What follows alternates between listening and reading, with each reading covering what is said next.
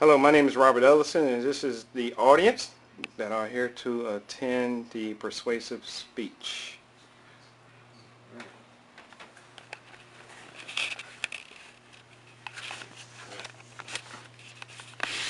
Hello again, guys. How's everyone doing today? All right. Great. We're going to talk about a great speech today, but it involves becoming an organ donor. Becoming an organ donor affects the lives of millions of people. Unfortunately, we only have 14,000 members in the United States today, but there's millions of people who need organ transplants. I'd like to read a quote for you today. Don't think of organ donation as giving up a part of yourself, but giving almost all of themselves to keep you alive. By unknown author. This is a serious issue. I had a family member by the name of Chris who spent months on the bedside waiting for a heart transplant. Chris was in his early 20s. A very good kid, energetic, very hopeful, as I believe he had earlier health conditions when he was younger, and he had a prominent life going for himself. He was involved in sports, football, you name it. He had a little sister, a little brother, and he was the oldest. So he needed to be alive. He needed to encourage his brothers and sisters. He needed to be the man of his family because his dad was overseas because he was called to the military. And his mom was always working, so he needed to be the leader in the family. After 6 to 9 months, they found a match to his heart, and they didn't think that the match was going to work for him. And so it took another few more months just for him to find a donor.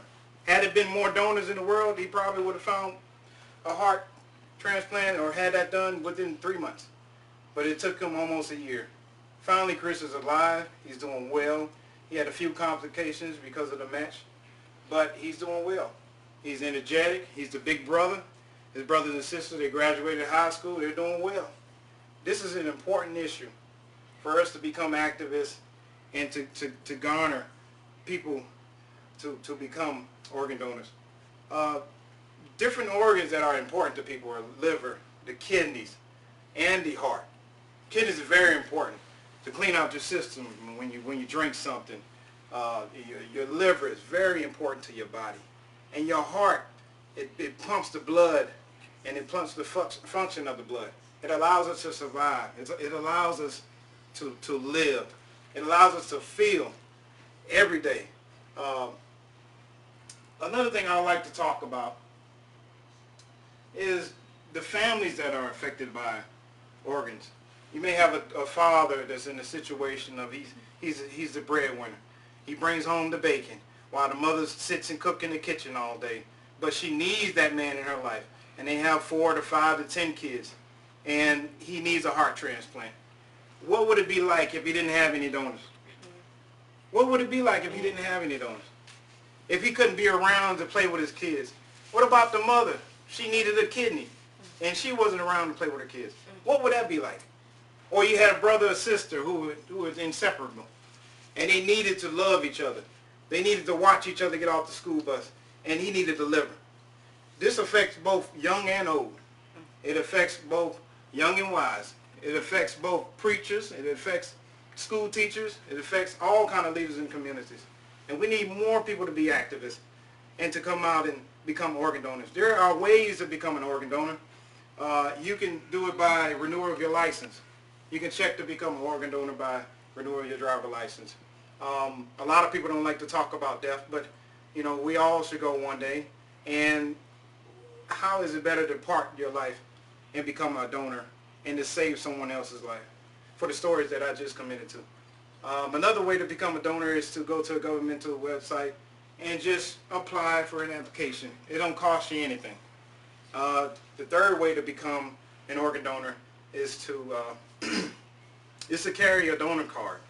If anything was to happen to you, it's out of the ordinary. You always have your card on you, and then automatically they'll be able to determine that this is what you want to donate, whether it's a liver, heart, or a kidney. according to the Health and Human Services, each organ can affect up to 50 lives per population. And that's a lot of people. That's each organ can affect up to 50 people.